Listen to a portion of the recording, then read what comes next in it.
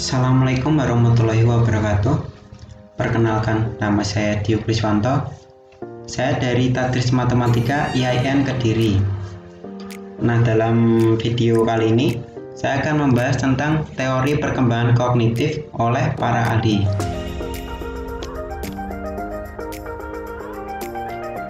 Ini adalah tokoh-tokoh perkembangan kognitif. Di sini saya cuma membahas 3 tokoh, yaitu yang pertama Lev Semyonovich Vygotsky, yang kedua Robert Mills-Gage, yang ketiga David Paul Ausuge.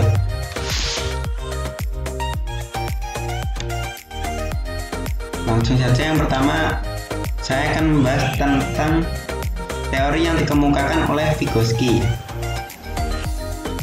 Ia berpendapat bahwa perkembangan kognitif dan bahasa anak-anak tidak berkembang dalam suatu situasi sosial yang hampa.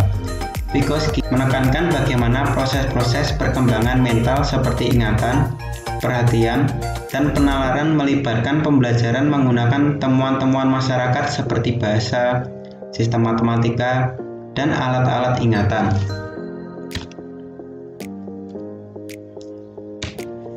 Selanjutnya adalah konsep belajar menurut Vygotsky.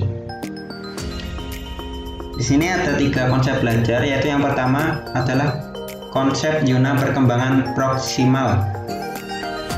Zona perkembangan proksimal adalah istilah Vygotsky untuk rangkaian tugas yang terlalu sulit dikuasai anak seorang diri, tetapi dapat dipelajari dengan bantuan dan bimbingan orang dewasa atau anak-anak yang terlatih. Untuk yang kedua adalah konsep scaffolding. Scaffolding adalah istilah terkait perkembangan kognitif yang digunakan Vygotsky untuk mendeskripsikan perubahan dukungan selama sesi pembelajaran, di mana orang yang lebih terampil mengubah bimbingan sesuai tingkat kemampuan anak. Terus untuk yang ketiga, bahasa dan pemikiran. Menurut Vygotsky, anak menggunakan pembicaraan bukan saja untuk komunikasi sosial, tetapi juga untuk membantu mereka menyelesaikan tugas.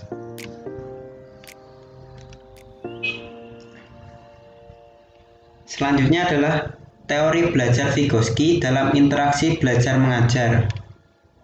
Yang pertama adalah, walaupun anak dilibatkan dalam pembelajaran aktif, guru harus secara aktif mendampingi setiap kegiatan anak-anak. Yang kedua, secara khusus Vygotsky mengemukakan bahwa di samping guru, teman sebaya juga berpengaruh penting pada perkembangan kognitif anak. Kerja kelompok secara kooperatif tampaknya mempercepat perkembangan anak. Yang ketiga, gagasan tentang kelompok kerja kreatif ini diperluas menjadi pengajaran pribadi oleh teman sebaya atau peer tutoring, yaitu seorang anak mengajari anak lainnya yang agak tertinggal dalam pelajaran.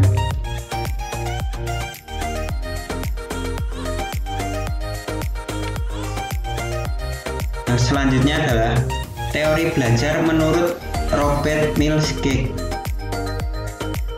Ia berpendapat bahwa belajar dipengaruhi oleh pertumbuhan dan lingkungan.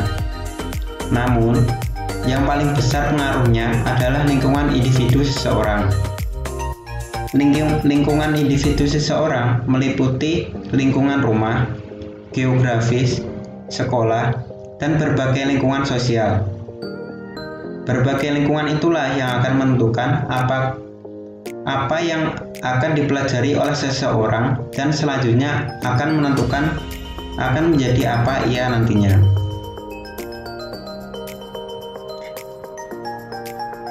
Selanjutnya adalah macam-macam tipe belajar menurut Robert M. Gage. Yang pertama adalah tipe belajar tanda atau signal learning. Belajar dengan cara ini dapat dikatakan sama dengan apa yang dikemukakan oleh Pavlov, yaitu semua jawaban atau respon menurut kepala tanda atau sinyal. Yang kedua adalah tipe belajar rangsang reaksi atau stimulus respon learning. Tipe ini hampir serupa dengan tipe 1, namun pada tipe ini timbulnya respon juga karena adanya dorongan yang datang dari dalam serta adanya penguatan sehingga seseorang mau melakukan sesuatu secara berulang-ulang.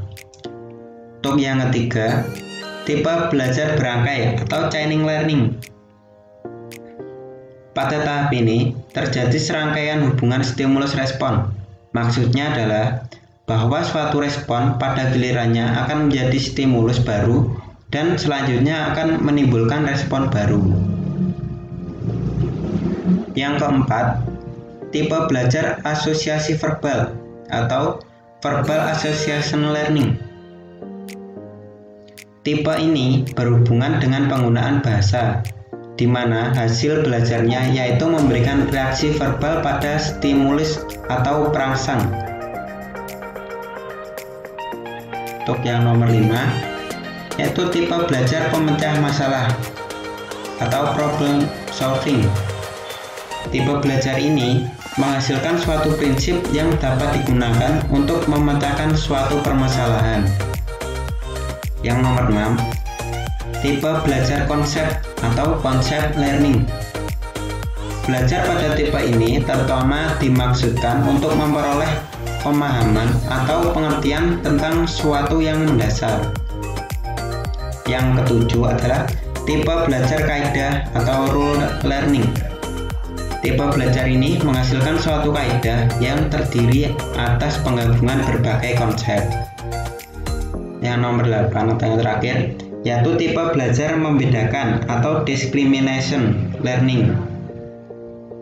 Hasil dari tipe belajar ini adalah kemampuan untuk membeda-bedakan antar objek yang terdapat dalam lingkungan fisik.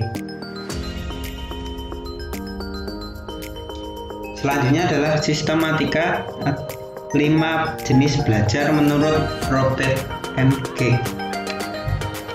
Yang pertama adalah informasi verbal atau verbal information, merupakan pengetahuan yang dimiliki seseorang dan dapat diungkapkan dalam bentuk bahasa, lisan, dan tertulis. Yang nomor 2, kemahiran intelektual atau intellectual skill. Yang dimaksud adalah kemampuan untuk berhubungan dengan lingkungan hidup dan dirinya sendiri dalam bentuk suatu representasi, khususnya konsep dan berbagai lambang atau simbol. Yang ketiga, pengaturan kegiatan kognitif atau kognitif strategi, merupakan suatu cara seseorang untuk menangani aktivitas belajar dan berpikirnya sendiri, sehingga ia menggunakan cara yang sama apabila menemukan kesulitan yang sama. Yang keempat, keterampilan motorik atau motorik skill adalah kemampuan seseorang dalam melakukan suatu rangkaian gerak-gerik jasmani dalam urutan tertentu dengan mengadakan koordinasi antara gerak-gerik berbagai anggota badan secara terpadu. Yang nomor 5 adalah sikap atau attitude, merupakan kemampuan seseorang yang sangat berperan sekali dalam mengambil tindakan, apakah baik atau buruk bagi dirinya sendiri.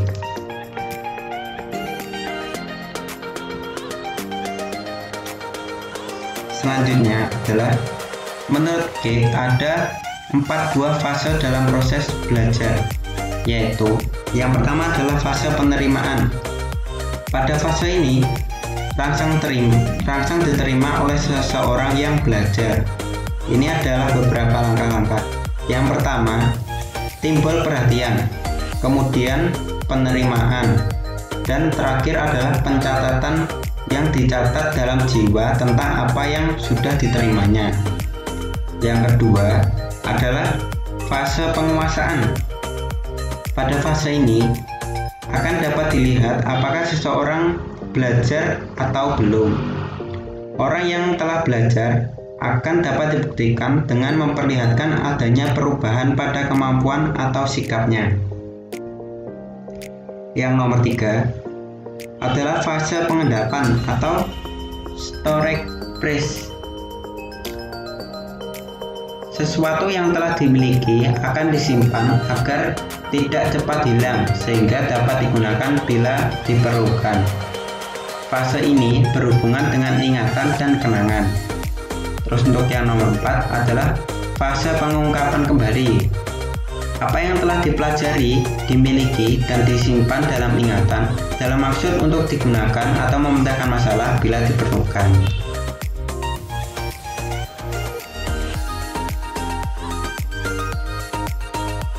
Nah, selanjutnya ada teori belajar oleh Ausubel. Menurutnya ada dua jenis belajar. Yang pertama adalah belajar bermakna atau meaning learning. Yang kedua, belajar menghafal atau rote learning. Belajar bermakna adalah suatu proses belajar di mana suatu informasi baru dihubungkan dengan struktur pengertian yang sudah dipunyai seseorang yang sedang belajar. Sedangkan belajar menghafal adalah siswa yang berusaha menerima dan menguasai bahan yang diberikan oleh guru atau yang dibaca tanpa makna.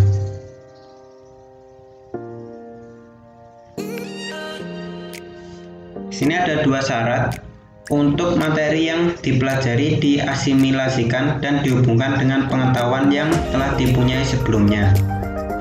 Yang pertama, materi yang secara potensial bermakna dan dipilih oleh guru harus sesuai dengan tingkat perkembangan dan pengetahuan masa lalu peserta didik.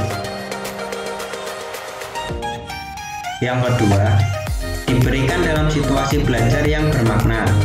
Faktor motivasional memegang peranan penting dalam hal ini, sebab peserta didik tidak akan mengasimilasikan materi baru tersebut apabila mereka tidak mempunyai keinginan dan pengetahuan bagaimana melakukannya. Sehingga dalam hal ini perlu diatur oleh guru agar materi tidak dipelajari secara hafalan.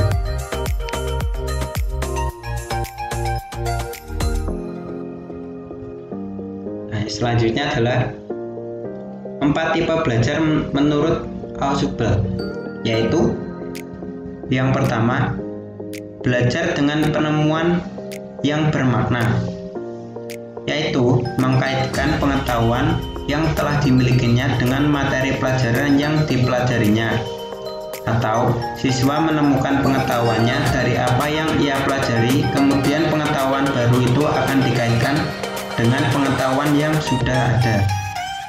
Yang kedua adalah belajar dengan penemuan yang tidak bermakna.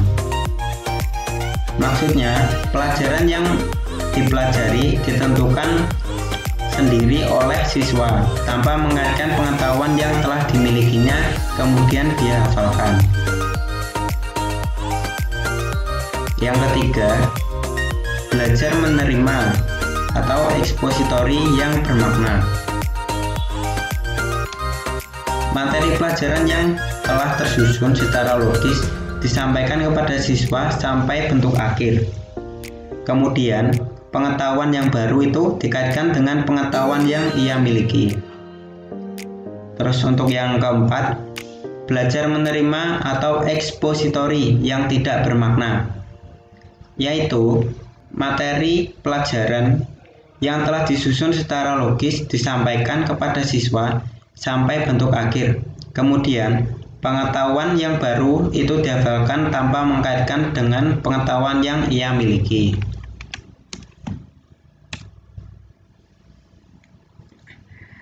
Sudah, mungkin cukup sekian video yang dapat saya sampaikan. Sekian dan terima kasih. Mohon maaf jika ada kurang lebihnya. Wassalamualaikum warahmatullahi wabarakatuh.